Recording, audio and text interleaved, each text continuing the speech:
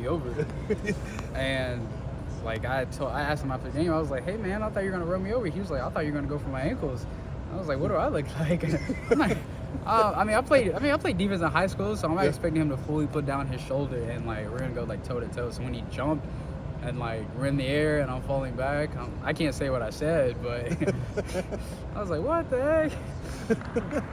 I mean, do you kind of, like, your life doesn't flash before your eyes, but you kind of think, oh my God, what am I doing in this moment? Like, it's kind of a stop in a comic book. This is how I got this moment kind of moment. Like, I mean, yeah, because I mean, when I saw the fake, I'm like 40 yards away. Because I mean, the kid got a great leg, so I see them fake it, and I'm coming running up, and I'm just thinking like, in that case, I feel like most people try to run straight to him, but then like if you run straight to him, you kind of create angles, you know. So like if I run straight to him, and he's like, oh, as the more I come up, then it creates an angle. He could go left, he can go right. I'm out of position, feels slippery and stuff like that. So I'm just thinking I'm the last line in defense. Don't try to do too much and like anything like that. I'm just trying to think, just get him down, but not trying to be crazy.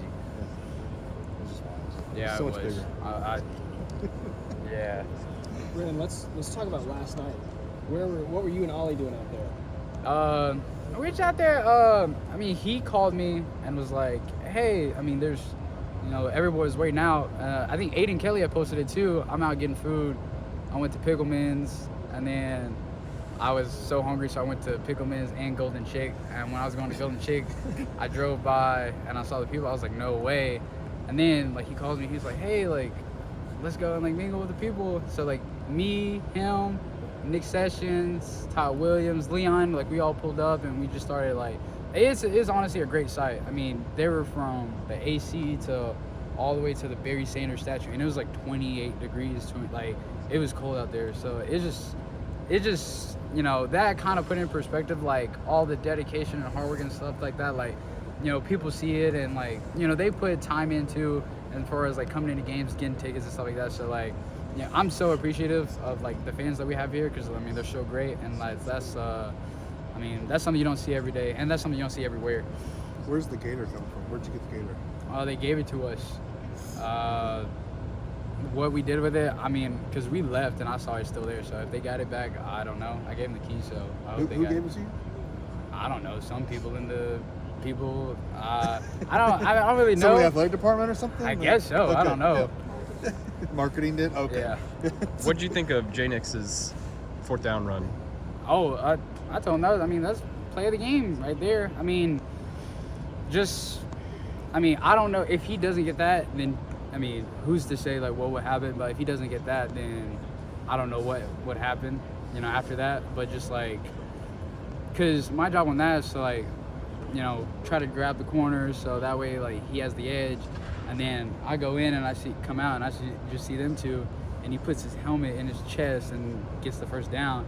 I think that just kind of sums up the team like in a way, because I mean, like when you see that, you have no choice but to get like enthused and something like that. Like just the way he plays, the way he carries himself every single day. So I mean, if it doesn't get credit, I mean, I hope he gets all the credit, because I mean that's one of the most underrated plays of the game that I think people like. They might know about it, but they might not really know about it. Does having played in this conference championship game before, do you think that gives you any advantage going into it? Do you feel more comfortable whenever you step on the field, do you think? I mean, even if it gives me advantage, it doesn't matter, because, I mean, if I'm the only one who's played and the rest of everybody else hasn't played, then it doesn't give us an advantage as a team. So I think we just have to do a good job of blocking out distractions this week. So, I mean, there's no necessarily advantages. The biggest factors is just going to be blocking out all the outside noise. Like I said, as soon as the ball is kicked off, then it's just a football game from that point. Anything other than that is all outside noise. The perception to start the year was that you guys were losers in the transfer portal, but now it seems like you guys are winners. How is that? Like, how did that change to end the season? And what does that say about the group that came in? The group that came in is, I mean, when you look at the group, I mean, I think most of them are seniors, so they just did a great job of like just coming into the culture. Like, they came in, they were all, all for the team. No one was, it wasn't me this. It's like been we, us. And it's been like that the entire season. So like, when you go through a season, you've had ups and downs, and you just have a team that's relentless and they refuse to quit no matter the circumstances. I think that's the best thing. Like, I feel like most people, like, just in life in general, which is what Coach Gundy talks about all the time, is, you know, you can't let your circumstances determine, like, how you work, like, how you prepare.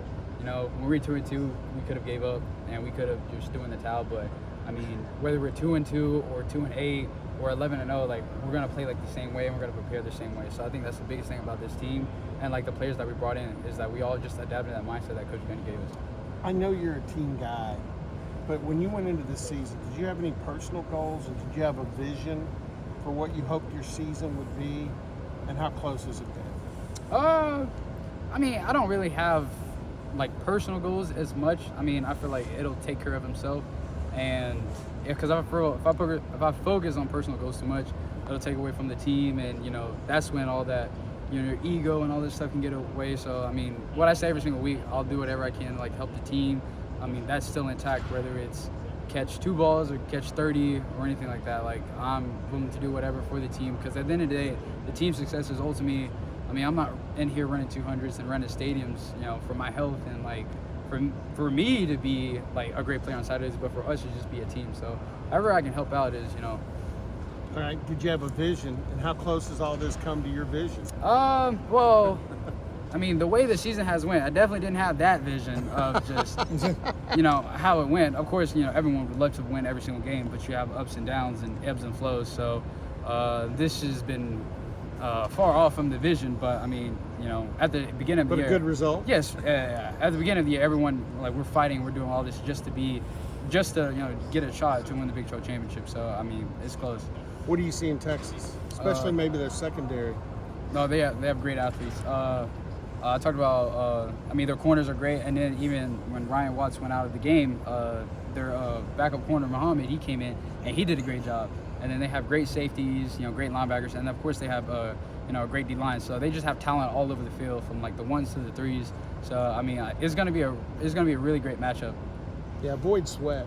He's a bad dude. Yeah, I mean, what is he, 360? 365, I think. Yeah. 365 and 165. Which is bigger than Kirkland. I didn't think anybody could be bigger than Kirkland. Yeah, I mean, all the you know, accolades and everything he's getting, it's well deserved. And their defense too.